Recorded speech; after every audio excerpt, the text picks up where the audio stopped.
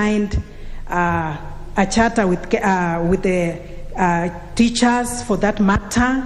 The point that was clear is that for delocalization, it should happen to the new people, those who are newly employed, and I do support that one. But the people who have stayed in the profession for many years and then being told to move, these men being told to move to another county, they have not been cooking for themselves, their families have been cooking for them, or their wives for that case. It affects them seriously. And I want to say that that one should be looked into consideration and ask a teacher. Those who are willing to move can actually be allowed to move, but those who are not willing, they shouldn't. And especially if they are moving on promotion, I would say it is noble, because some teachers can be promoted, but the station where they are, and maybe the county where they are, there is no space. And if they are willing to move to another county, that one, I would say it is out of their choice. So, Mr. Speaker, I would say that some teachers have responsibilities. Some of them are taking care of old parents. Some of them are taking care of many other people in the society, knowing that teachers are the people they are looked upon in the society. So for this case, Mr. Speaker, I would say this delocalization will do them no good. And Mr. Speaker, some communities are hostile to outsiders. They are used to maybe teachers from their communities and from their locality. So a teacher being moved to such places, Mr. Speaker, when they move there, they are actually stressed and they may not be received well, and this one will also affect their performance and the performance of the students. Mr. Speaker, I would also say that when some teachers actually teach in hardship areas and they get some hardship allowances, but when they are moved, some of them are moved to areas which are not hardship areas, and therefore there is no hardship allowance, and maybe they have actually engaged their pay slips. This one, Mr. Speaker, will affect the teachers seriously. And you see, TSC does not give notice to these teachers. So some of them have their pay slips being negative, and that one is not good for them and even for the rest of the community. Maybe to add on that, Mr. Speaker, you will realize that some schools don't have facilities, especially those ones at the primary schools. They don't have houses for the teachers, and even the locality, they are just small centers. So asking a teacher, not even primary alone, even secondary school teachers, asking a teacher to move to such places, Mr. Speaker, with no facilities, we are doing harm to such teachers. Being asked to go and live in mud houses, for that matter, because there are no facilities, no electricity, no water. What are we really saying? We are degrading the status of the teachers. Mr. Speaker, I would also say that when it comes to the localization, I know of some field officers or some county directors and the like who want to settle scores, and even some principals and head teachers, they want to settle scores, and they would want to give out the names of teachers they are not agreeing with. So that is just one reason why they may be transferred, and that is just for a punishment to such teachers. And I would say, Mr. Speaker, teachers should not be transferred as such. And you will realize that, Mr. Speaker, transferring teachers leads to family breakups.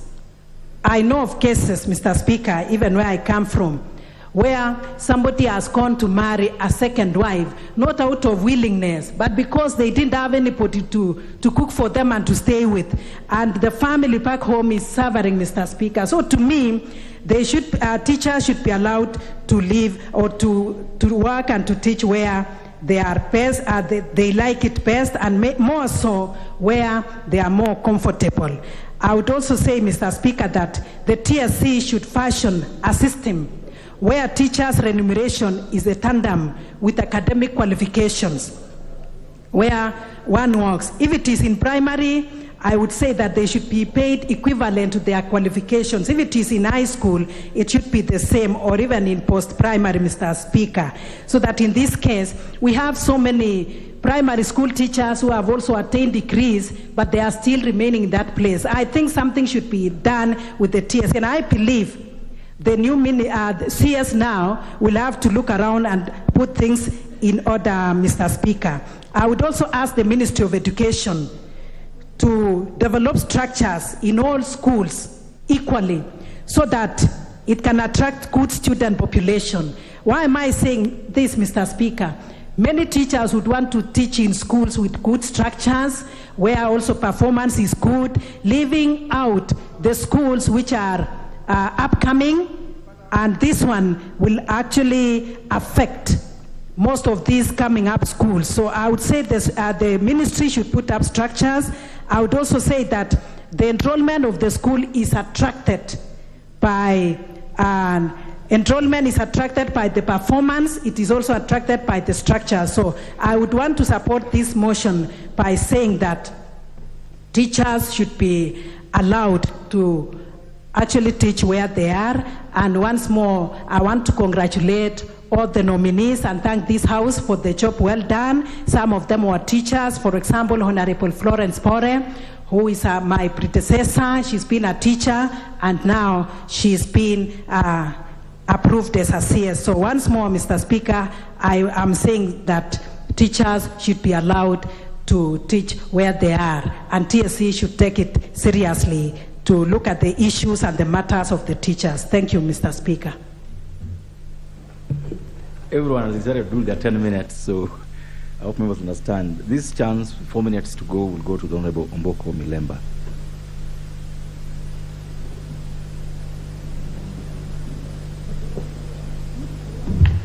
Thank you, Honorable Speaker, for this chance, even if it's 4 minutes, but I hope I'll get some small addition later on. Let me thank Honorable Amala for this motion. Yesterday, when he moved it, I told him not to deal with me directly. And let me therefore declare, Honorable Speaker, that I'm a teacher leader. And I'm the chairman of the Teachers of Kenya. And I really want to thank Honorable Amala for having brought this motion. This motion would never be here, Honorable Amala, if the Teacher Service Commission, and I'm possibly also speaking to it, would actually carry out what we call public participation and involve all stakeholders in every policy that they undertake. The policy of delocalization, what has brought it to the floor of Parliament is lack of public participation, lack of involvement of the stakeholders, the unions, KNUT, CUPED, other stakeholders, kept not the teachers themselves. And I think as we move forward, it will be very important that the Teacher Service Commission brings together its house of stakeholders so that they can be able, and we can be able, to deal with issues of education without completely politicizing them the way Honorable Elachi has spoken about it. Because if we go that trend, it will be difficult. Honorable Speaker, this policy appears in 2018. But what is the background? Before independence, schools which have been spoken about very well by Farah Mali were actually run by the missionaries. But later on, the schools were handed to government of Kenya.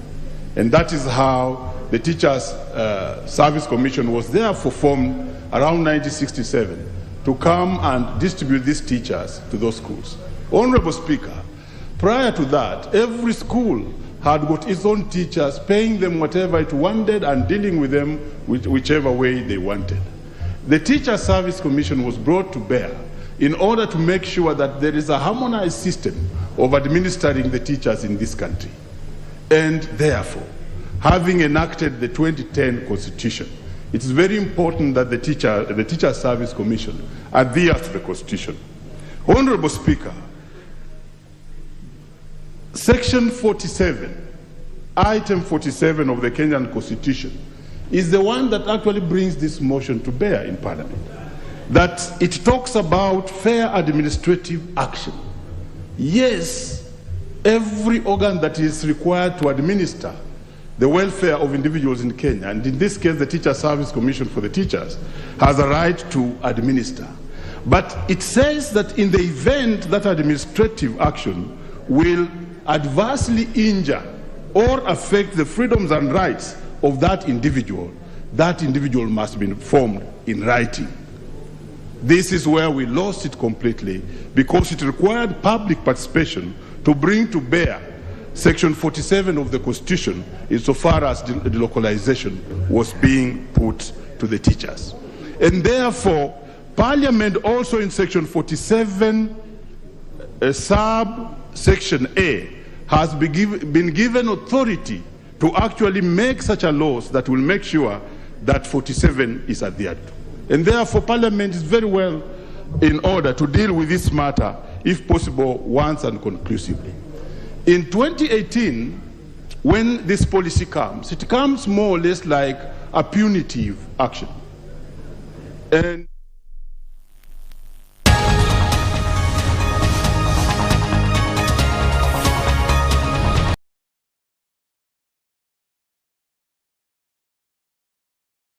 this is God's Unchained.